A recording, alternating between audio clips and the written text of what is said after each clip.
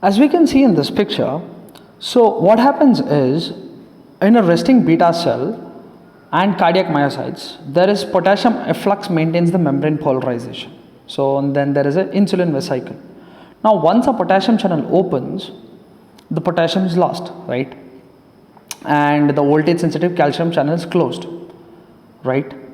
Now what happens is these drugs which you're giving like that of sulfonylureas, what they do is they close the potassium channels, right? The SURs basically. Once that is done, the calcium is kind of opened, the calcium channels are opened, and they will come and bind to the insulin vesicles, because of which insulin secretion happens. That is mostly the mechanism of action within the pancreas. But when it comes to condition of heart, what happens is here it inhibits the ischemic precondition. What happens is if the calcium channel is open and there is membrane depolarization and there is calcium influx, that will basically inhibit the ischemic precondition. Having said that, see, the extra pancreatic action, there is increased sensitization to liver tissue to action of insulin, which basically means there is increased improvement in the carbohydrate tolerance, and there is basically decreased circulating insulin. Whatever it is, ultimately there is decreased circulating insulin, there is increased tolerance toward carbohydrate. That is our biggest purpose. Having said that, we still have to talk about the side effects, right? So the sulfonylureas are basically mostly the drugs which we use in sulfonylureas are the second generation ones, and only type 2 diabetes mellitus, and in normal patients it is given, right? It's given only for people with type 2 diabetes mellitus and normal patients. Then talking about the side effects, of course it will cause hypoglycemia, it will cause non-specific side effects such as increased weight, almost 1 to 3 kgs of weight is increased, and which is due to the insulinemic action of sulfonylureas. Talking about the hypersensitivity, it causes rashes, purpura, leukopenia, which is common with any of the drugs which we usually speak of, right? Flushing, disulfiram like reaction, this is mainly seen after alcohol intake. And tolbutamide specifically causes decreased iodide uptake. Well, this could be a big problem for people with thyroid, although it doesn't cause hypothyroidism. Talking about the side effects of meglitinide, this is comparatively having low hypoglycemia and weight gain. Now let's go to the third class of drugs, that is the bigonites. So the drug which we are specifically looking for here is metformin. So it has little or no hypoglycemia, right? And in normal and even diabetic patients. So the catch here is that bigonites doesn't cause any hypoglycemia even in normal or in the diabetic patients. So let's get into the mechanism of action of bigonites, also the AMPK activators. So the catch here is that these are insulin dependent actions but not insulin based actions. What do I mean? So if you were to take a person who does not have any pancreas or is having type 1 diabetes where the pancreatic tissues are actually lost, and if you were to give bigonites, the action would be like none, like there would be no action at all. The reason is because insulin is necessary for the action of bigonites, but it's not like it's just the initiator part kind of thing. It's not the one which makes sure that the whole action happens. Having said that, let's look into what is the AMPK doing. So there is AMPK which plays a crucial role to mediate the metformin actions. What it does is ultimately bigonites are AMPK activators. So there is increased AMPK, and what will this do? This will ultimately lead to decreased gluconeogenesis, which is the major action. So within the liver, the gluconeogenesis is stopped. Then going towards muscle, the insulin mediated glucose uptake and disposal is increased, mentioning about the fact that there is this overall circulation which is increased. Then we have glycogen storage which is increased. Then the fact that there is decreased lipogenesis. So within the lipid tissue, there is decreased lipid itself flow, the production is decreased. And lastly, the mitochondria. So it interferes with the respiratory chain, and there will be increased peripheral glucose utilization, and that would ultimately lead to anaerobic glycolysis. So because if there is increased glucose utilization, that would be happening. So if anaerobic glycolysis has happened, what will happen? There will be production of lactic acid. So there is more predisposition to the production of lactic acidosis in bigonites usage. To remember, we have two people here, right? So one person is saying that person is euglycemic, and the other person is saying it does not stimulate the beta cells of pancreas. Well, that's what our bigonides do. They make sure that there is euglycemia, there is good amount of glycogen or glucose basically in the blood, and it'll also talk about the fact that the beta cells of the pancreas are not stimulated. And this other person is saying my lipid profile is also improved by type 2 diabetes patients. So this person who is a type 2 diabetes patient is telling that my lipid profile is improved, which simply means that bigonides increase the lipid profile of a person. If we were to talk about the side effects of bigonides, remember, they are frequent but not serious. It simply means, let's say there is a condition of abdominal pain. Well, it's frequently happening, but there is no increased or aggravation. It's just happening.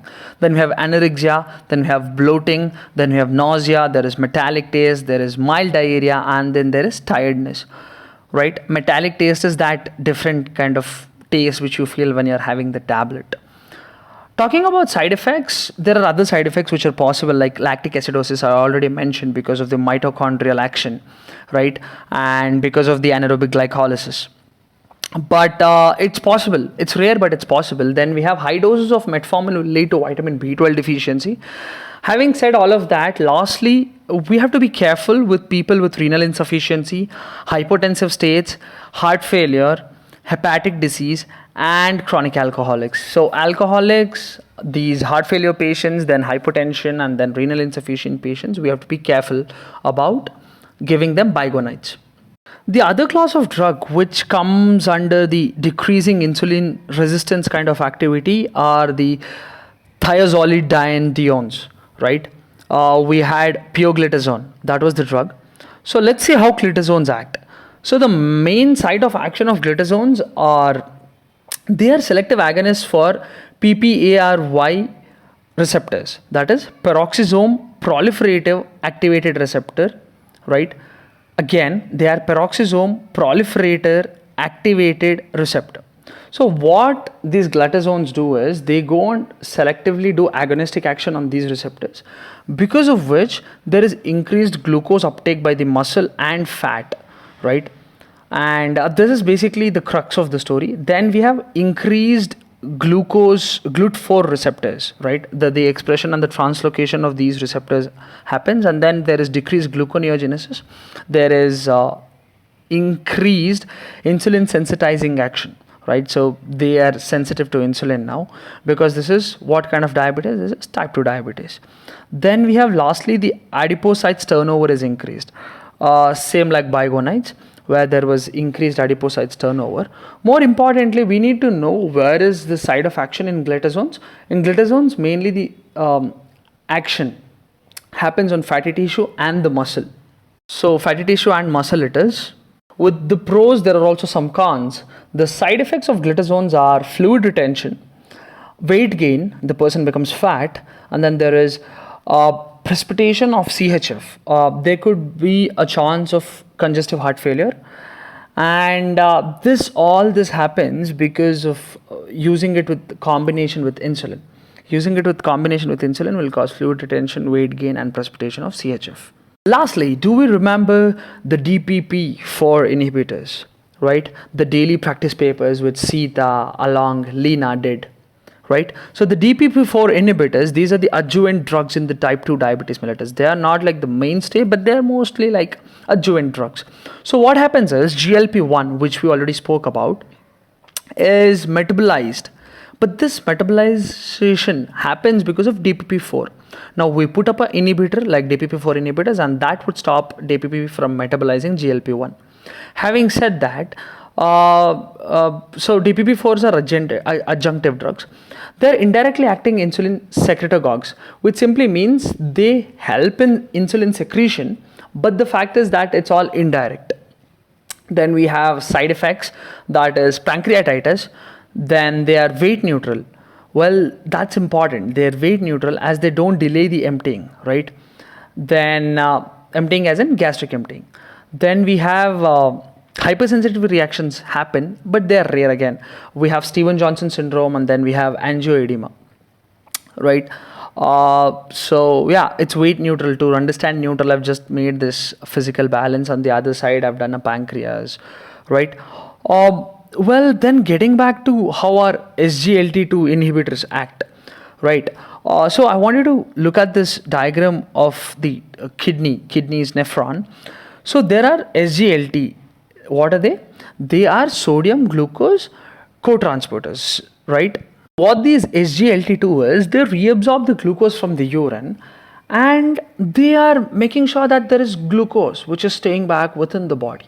Now we have diabetes. What we should do is throw out the glucose. So for doing that, we would inhibit the SGLT2, and this would lead to loss of urine glucose, and that would lead to actually loss of more urine, because if any solute goes out, water will surely accompany it, and especially if glucose is going on, water will accompany it.